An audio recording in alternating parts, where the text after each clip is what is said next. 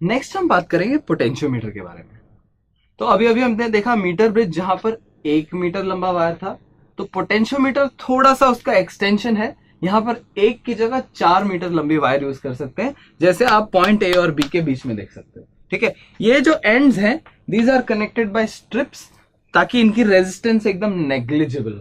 ठीक है, तो अगर 4 मीटर लंबी वायर है तो पोटेंशियल ड्रॉप जो हो रहा है इस पूरे रेजिस्टेंस में वो काफी ज्यादा स्प्रेड आउट होगा पूरे वायर में, और इसी प्रॉपर्टी को यूज करके हम काफी सारी चीजों को कैलकुलेट कर सकते हैं पोटेंशियोमीटर से।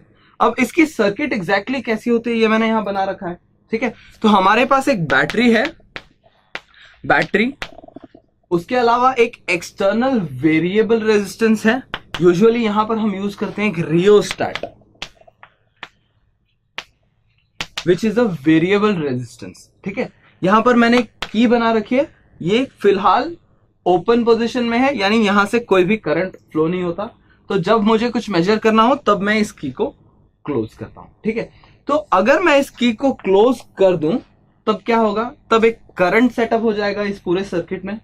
तो अगर आप ध्यान दोगे तो यहां पे जो है वो पोटेंशियल ड्रॉप होने वाला है पूरा का पूरा। तो let us write down the basic equations for this potentiometer first.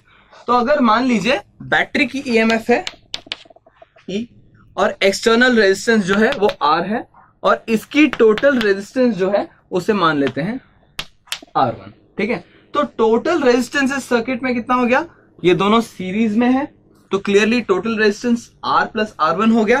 तो हमारे पास करंट जो है I is nothing but E upon total resistance of the circuit, that is R plus R1। ठीक है, अब अगर मैं इस पूरे वायर में देखूं तो एक पोटेंशियल ग्रेडियंट सेटअप हो गया। इसका मतलब है this is at a higher potential, this is at the lowest potential, और इसमें पोटेंशियल धीरे धीरे घट रहा है।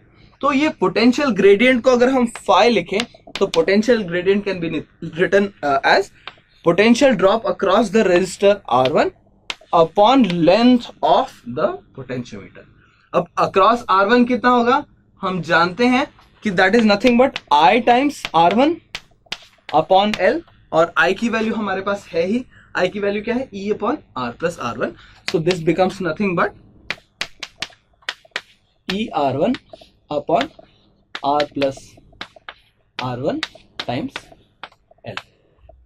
तो यहां पे हम देख सकते हैं कि पोटेंशियल ग्रेडियंट जो है वो एक कांस्टेंट क्वांटिटी है, क्योंकि R1 कांस्टेंट है for a fixed position of the resistor, R constant है, R1 कांस्टेंट है और L कांस्टेंट है। तो इसी पोटेंशियल ग्रेडियंट को यूज करके हम किसी दूसरे सेल का ईएमएफ भी मेजर कर सकते हैं, उसका इंटरनल रेजिस्टेंस भी मेजर कर सकते हैं। तो आगे हम देखेंगे कि ये कैसे होता है।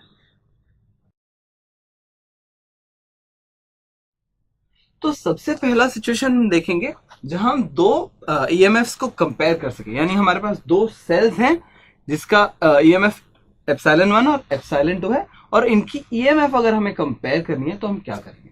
तो सर्किट डायग्राम में थोड़े से चेंजेस हैं, पोटेंशियोमीटर वैसे के वैसे है, एक एडिशनल सर्किट हमने पॉइंट ए से शुरू किया है। ठीक है, तो पॉइंट ए से मैंने दोनों सेल को कनेक्ट किया है, और इन दोनों सेल को एक 3-वे स्विच से कनेक्ट किया है। अब 3-वे स्विच क्या होता है, तो अगर यहां पर स्विच 3-1 पोजीशन में होगा तो इस सर्किट में एप्सिलॉन 1 वाली सेल कनेक्ट होगी, और 3-2 कनेक्ट अगर होगा तो उस केस में एप्सिलॉन 2 वाली सेल कनेक्ट हो जाएगी सर्किट में।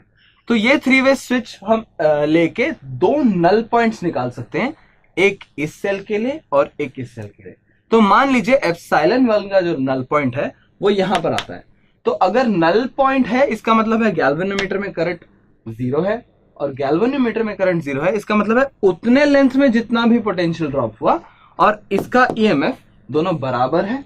तो क्लियरली एप्सिलॉन 1 जो है that will be nothing but phi times L1, जहां फाई क्या है, पोटेंशियल ड्रॉप, जो हमने पहले देखा था कि एक कांस्टेंट क्वांटिटी है।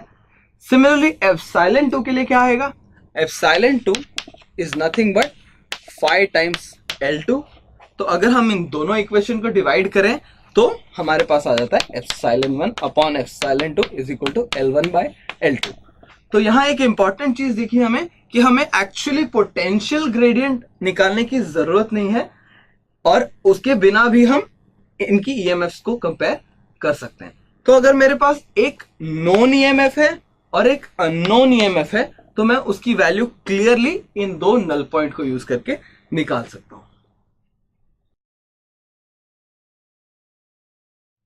तो let's take a simple example. तो सबसे पहले मुझे दी गई है कि हमारे पास दो कॉमनली यूज सेल्स हैं हमारे डे टू डे लाइफ में, जो आप इस फोटो में देख सकते हैं। तो इन दो सेल के मुझे ईएमएफ कंपेयर करने हैं। मुझे पता है कि जो डबल ए साइज की बैटरी है उसका ईएमएफ 1.5 वोल्ट होता है और बड़ी वाली सेल का मुझे ईएमएफ निकालना है। तो मैंने पोटेंशियोमीटर के साथ उसकी एक्सपेरिमेंट की और पाया कि एप्सिलॉन 1 1.5 वोल्ट है, वो दी हुई है हमें। L1 60 सेंटीमीटर आया, यानी डबल ए साइज की बैटरी के साथ नल पॉइंट जो है वो 60 सेंटीमीटर पे आया, और जो दूसरी सेल है उसके साथ नल पॉइंट 360 सेंटीमीटर पे आया। तो अब मुझे कैलकुलेट करना है कि जो दूसरी सेल है उसका ईएमएफ कितना होगा। तो मैं चाहता हूं कि आप वीडियो पॉज करो यहां पर और एप्सिलॉन 2 की वैल्यू इवैल्यूएट करने की कोशिश करो।